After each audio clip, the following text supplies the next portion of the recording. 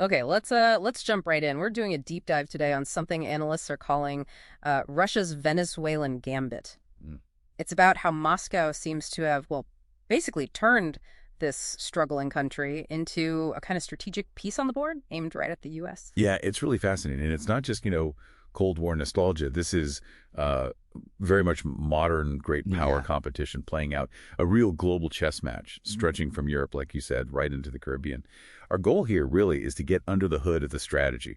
How does Russia use asymmetry to gain an edge? Okay, asymmetry. So if they aren't actually planning a direct military fight, which, I mean, everyone knows they can't win that in the Americas, what's the real objective here? What's the point of the gambit? Well, the core goal seems to be distraction and creating division in Washington. This strategy, it really stems from Vladimir Putin's long-term foreign policy objective, pushing for a multipolar world, Yeah. challenging American influence wherever possible. And this Moscow-Caracas link, it's not new. It's been, what, a 2-decade project, building up this strategic foothold designed to tie up American attention and resources. Ah, okay, so that's the asymmetry. By making things flare up, potentially in Venezuela, Russia puts Washington in a tough spot, makes them choose deal with this hostile Russian-backed player right next door, or keep the focus on, a conflict much further away, like Ukraine. Exactly. And the value is different, right? For Yeah. Moscow, Venezuela is, let's say, opportunistic. It's Yep. gamesmanship. Ukraine, though, that's seen as truly existential for them. So it forces the U.S. to weigh these vastly different priorities. Precisely. And, this whole axis, it's built on a foundation of, well, mutual anti-Americanism, frankly. It was really cemented by that 2025 Treaty of Strategic Partnership and Cooperation. And Russia played a crucial role economically, too. They were basically the lender of last resort. Remember late 2017? They restructured, what was it, $3.15 billion in debt? Yeah. Just stopped the Maduro regime from completely collapsing financially? Right, I remember that. But still, is it stirring up trouble in the Western Hemisphere a huge risk for Putin? Even if it's just about distraction. I mean, they have to make the threat seem real. How did they actually manage that? They did it by getting deeply involved militarily. Since around 2005, Russia has sold Venezuela over $10 billion worth of weapons. It's completely remade their armed forces. We're talking about serious hardware, like the S-300 VM air defense system. That's a sophisticated long-range missile system.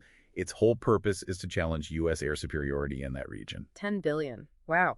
And you mentioned air defense. What about threats to lower flying planes? I saw something about man-pads being a big worry. Yes, absolutely. That's a critical vulnerability and a relatively low-cost one for them to exploit. Venezuela is sitting on about 5,000 Russian Eagle-S man-pads, man-portable air defense systems. That's believed to be the biggest stockpile in Latin America.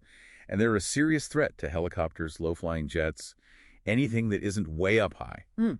And then they layer on these symbolic moves, too, like sending those nuclear-capable Tu-160 bombers, the Blackjacks, down there periodically. It sends a message. Okay, so it's a layered threat, and Russia isn't doing this alone, are they? Who else is part of this picture? No, definitely not alone. It's really a kind of coalition of convenience. You've got China, which is Venezuela's biggest creditor. We're talking over $60 billion in loans, huge financial leverage there.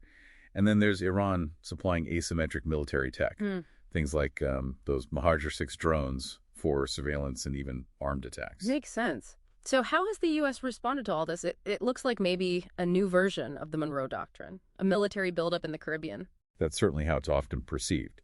There's been a noticeable U.S. military posture increase in the region. But the official justification, it's often framed around combating narco-terrorism. They've even labeled Maduro the leader of the cartel of the Suns. Huh. But that justification, the narco-terrorism angle, doesn't that create its own problems? Seems a bit paradoxical. It really does. Many observers see that pretext as, well, pretty flimsy. And that perception can actually backfire. It risks fueling anti-U.S. sentiment across Latin America and inside Venezuela. It can trigger that classic rally around the flag effect, ironically strengthening Maduro's domestic support. So, okay, stepping back from the details, if we had to boil down Russia's whole strategy here into one phrase, what would it be? I think the best term is coercive posturing. That sums it up. The goal isn't to actually win a direct fight they know they can't win. It's to leverage the threat, a very credible threat, given the weaponry posed by this heavily armed proxy, Venezuela. By arming them up like this, Russia makes sure that the potential cost for the U.S. to intervene decisively, to try and change the regime, that cost in lives and resources is calculated to look just unacceptably high for Washington. Okay, coercive posturing. So, for you listening, what does this kind of sophisticated geopolitical game mean? Well, it shows that major power competition isn't always about direct confrontation. Often it's fought indirectly, through calculated distractions, through quietly making certain places very costly problems for your rival. Right. And that leads to a final thought, something for you to really consider.